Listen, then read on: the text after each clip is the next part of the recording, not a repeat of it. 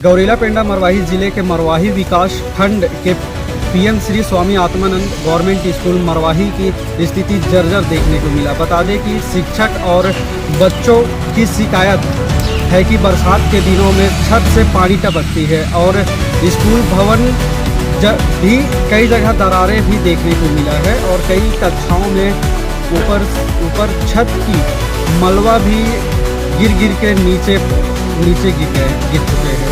बता दें कि इस मामले पर गौरेला पेंडा मरवाही जिला शिक्षा अधिकारी और कलेक्टर को भी संस्था के द्वारा लिखित शिकायत दिया गया है। जर्जर स्थिति की जानकारी भी दिया गया है, परंतु अभी तक इस पर कोई समाधान नहीं निकल पाया है और शिक्षकों ने मांग की कि जल्द से जल्द स्कूल की मरम्मत किया जाए। और बता दें कि जो पीएम श्री आत्मानंद स्कूल जो नया भवन निर्माण हुआ है, जो लगभग 1.5 से 2 साल हो रहा है, वहाँ की भी स्थिति दीवारों पर दरारें आ चुकी है और जहाँ छोटे बच्चे बैठ के पढ़ाई करते हैं, बेंच के पास ही लाइट की कनेक्शन दे दिया गया है।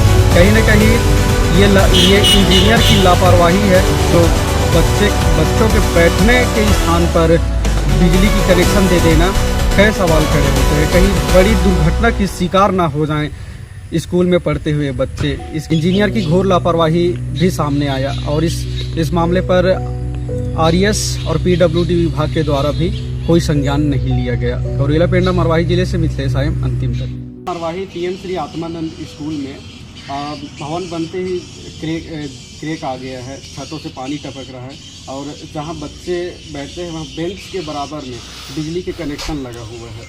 इस पर क्या कहेंगे आप? देखिए, जो पीएम श्री स्कूल है, Atmanand school, PM Swami Atmanand school, इस विषय में आपने बताया कि बिल्डिंग में क्रैक आ गई है और जहाँ पे बच्चे बैठते हैं बेंच के बगल में बिजली का जो बोर्ड है, तो उस पर क्या है, ठेकेदार की लापरवाही कह सकते हैं और उस पर जो आप बोल रहे हैं क्रैक आ गया है, तो उसमें हम बात करेंगे ठेकेदार से कि किस तरह का काम हुआ। अगर कहीं पे गलत मिलता है तो हम ठेकेदार के ऊपर कड़ी से कड़ी कार्रवाई की मांग करेंगे और अगर गलत है तो ठेकेदार के ऊपर कड़ी से कड़ी कार्रवाई होनी चाहिए। तो संस्था के द्वारा बताया गया कि इस मामले पर हमने जिला शिक्षा अधिकारी और आरईएस को जानकारी भी दिया गया है, लेकिन अभी तक कोई उचित हल देखने को नहीं मिला। इस पर क्या करेंगे? देखिए, इस विषय में मैं जिला शिक्षा अधिकारी और आरईएस के जो अधिकारी हैं उनसे भी बात करूँगा। अगर इस पर कुछ हो सकता है तो हम प्रयास करेंगे, सुधार का प्रयास करेंगे और जो भी अच्छे से अच्छा होगा हम अच्छे से अच्छे प्रयास करेंगे। देखिए, हमारे क्षेत्र के जो बच्चे हैं उनका भविष्य, आने वाले समय के भविष्य है। हम चाहते हैं कि हमारे बच्चे खूब पढ़ें, खूब आगे बढ़ें, खूब हमारे क्षेत्र का नाम रोशन करें, आईएएस, आईपीएस और बड़े से बड़े अधिकारी बने। हम चाहते हैं कि हमारे मरवाही का बेटा आगे पढ़ के बड़े से बड़ा अधिकारी बने, तो हम इस पर प्रयास करेंगे। ये मरवाही पीएम श्री आत्मानंद स्कूल है। यहाँ की जर्जर स्थिति में देखा गया, छतों से पानी टपक रहा, जहाँ बच्चे पढ़ रहे हैं वहाँ उनके जहाँ बेंच लगा हुआ है वहाँ बिजली कनेक्शन देखने को मिल रहा। बच्चों के साथ कई हादसा होने का भी शंका जताया जा रहा है। इस मामले पर क्या कहेंगे आप? जैसे कि आज हम आत्मानंद जो स्कूल है मरवाही का, ये बहुत विख्यात स्कूल है। बहुत पुराने समय का बॉयज़ स्कूल के नाम से इस स्कूल को जाना जाता है, जहाँ बहुत सारे पुराने लोग पढ़े हैं जिन्होंने बहुत अच्छे पदों पे गए हैं। पर आज इस स्कूल की हालत आज भी वही स्थिति में है। आप देख रहे हो, ये भी बिल्डिंग नई बनी है, उसके आगे वाली भी बिल्डिंग नई बनी है। दो बिल्डिंग नई बनने के बाद भी नई बिल्डिंग का हालत ऐसा है कि दोनों बिल्डिंग से पूरे क्रैक्स हैं। बिल्डिंग की स्थिति, मौजूदा स्थिति गंभीर दिख रही है।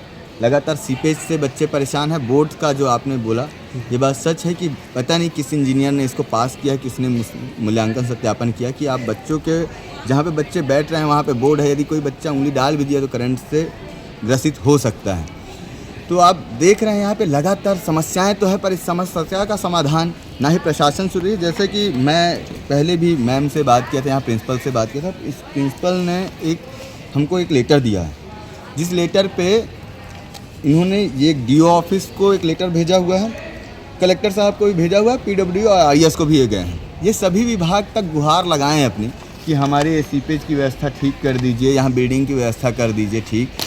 स्कूल और बच्चों की स्थिति ऐसी कि बस मांग कर पा रहे हैं, मांगों को कोई सुनने वाला नहीं है। ये स्थिति झूठी नहीं है, आपके आंखों के सामने है, चीज़ें दिख रही है। मेरा शासन प्रशासन और हर उस जागरूक नागरिक से निवेदन है, यहाँ बच्चे जो पढ़ रहे हैं वो आपके बच्चे हैं। ये जो भविष्य है वो आपकी भविष्य है। इससे देश और हमारे सबकी जवाबदारी है कि हम चीज़ों को ठीक करें, क्योंकि कल कोई दुर्घटना होगी तो वह दुर्घटना एक किसी व्यक्ति की नहीं, पूरे क्षेत्र की, पूरे गांव की होगी। तो मेरा बस मांग है कि सभी लोग मिलके इस स्कूल को एक मंदिर की तरह सजाएं, जहां हम पूरे बच्चों की अच्छी शिक्षा और उनका भी मन लगे पढ़ने में।